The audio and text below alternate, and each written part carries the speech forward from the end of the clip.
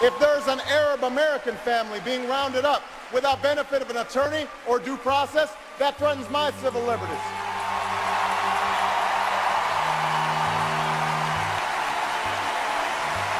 It is that fundamental belief. It is that fundamental belief.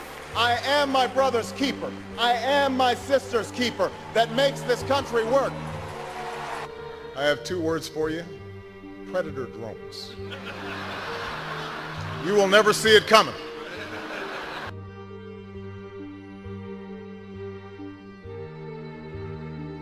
President Obama authorized his first known drone strike 3 days after taking office, as he was announcing this radical shift from the Bush-era doctrine of preventive and preemptive war.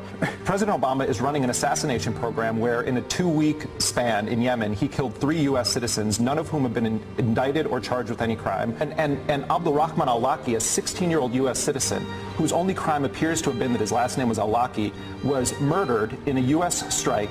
And there has been no explanation as to why a 16-year-old U.S. citizen was killed.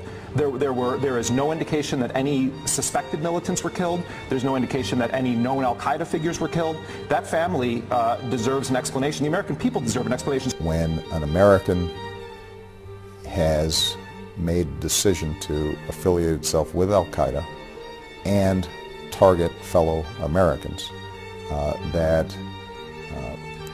there is a legal justification for us to try to stop them from carrying out plots.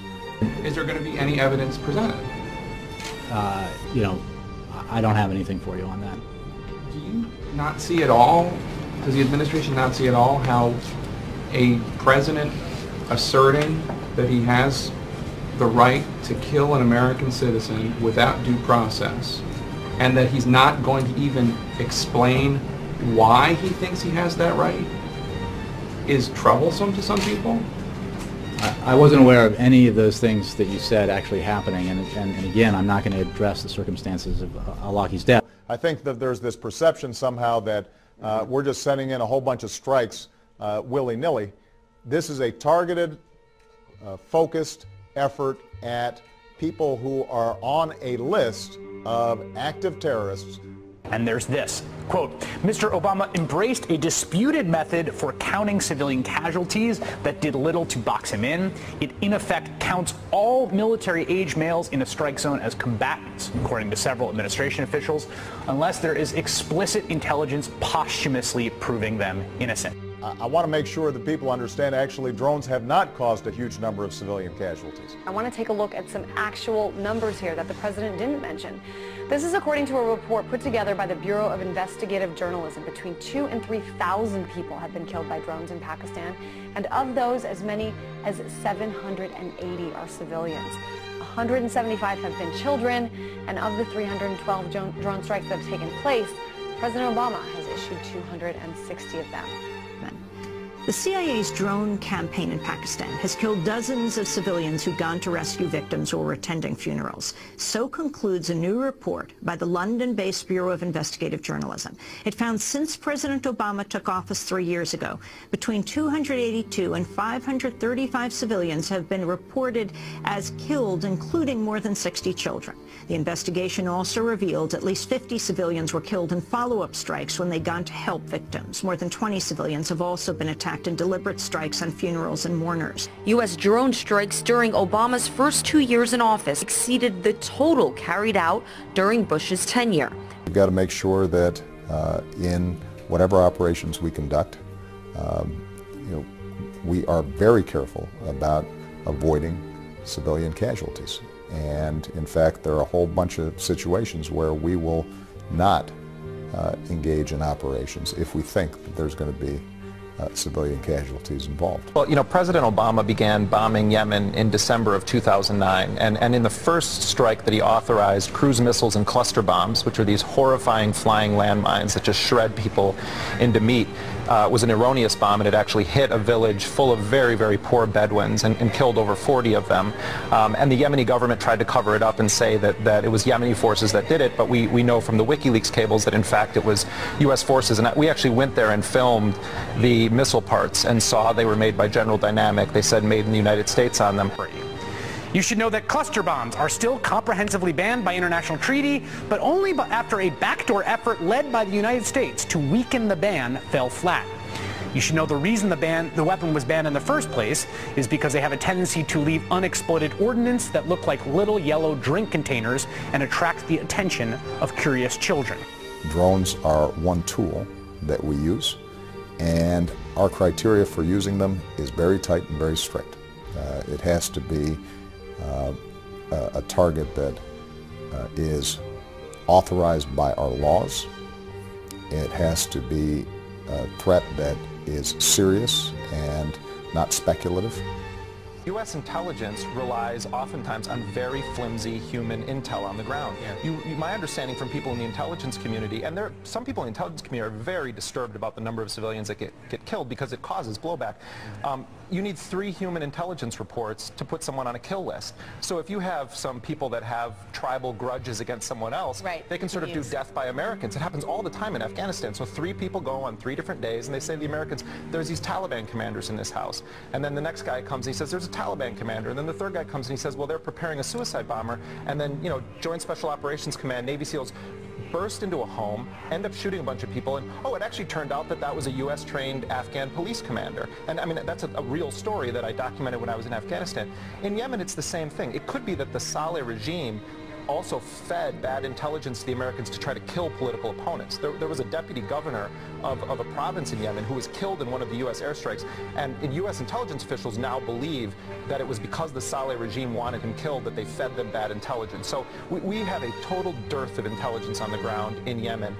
We are the most clueless people operating in Yemen. The report is called Living Under Drones, Death, Injury and Trauma to Civilians from U.S. Drone Practices in Pakistan. This is an interview the researchers did with one of the survivors of a drone attack. It was Ramadan. We were about to break our fast with the children. We took a bite, said our prayers. The children had just started eating when the missile struck. My 2 sons and I were outside, but everyone inside was killed. 3 people were killed, my brother's son, and my brother-in-law. The report also examined the underreported psychological impact of drone warfare on the local community in the Pakistani area of Waziristan. The report says the drone strikes, quote, terrorize men, women and children, giving rise to anxiety and psychological trauma among civilian communities. Those living under drones have to face the constant worry that a deadly strike may be fired at any moment and the knowledge that they are powerless to protect themselves. A local from Waziristan explained the psychological terror caused by drones. The drones are having a really bad effect on this area. Everyone is under so much psychological pressure that many have to go to the city to see a doctor.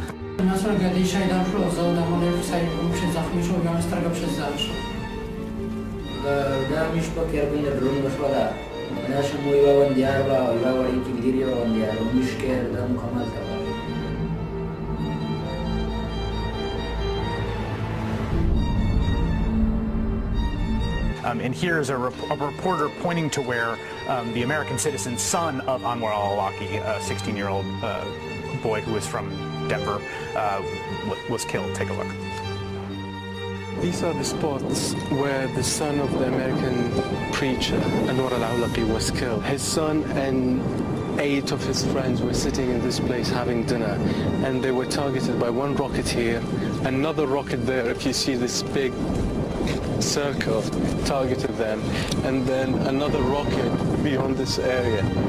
They say it's an American targeted killing for an American citizen, of course. When the Obama administration sets a policy where patterns of life are enough of a green light to drop missiles on people or to use, to send in AC-130s to spray them down. If you go to the village of Al-Majla in Yemen, where I was, and you see the unexploded cluster bombs, and you have the list and photographic evidence, as I do, of the women and children that represented the vast majority of the deaths in this first strike that Obama authorized on Yemen, those people were murdered by President Obama on his orders because there was believed to be someone from Al-Qaeda in that area. There's only one person that's been identified that had any connection to Al-Qaeda there, and 21 women and 14 children were killed in that strike. And the U.S. tried to cover it up and say it was a Yemeni strike, and we know from the WikiLeaks cables that David Petraeus conspired with the president of Yemen to lie to the world about who did that bombing. It's murder it's mass murder when you say we are going to bomb this area because we believe a terrorist is there, and you know that women and children are in the area. I'm sorry, that's murder. Is that our policy is actually giving a greater incentive to people to become terrorists or to become insurgents or to become rebels against the United States. Most of the militants killed in the strikes have been low-level targets whose deaths have failed to make the United States any safer. Just 2% of drone attack victims are said to be top militant leaders.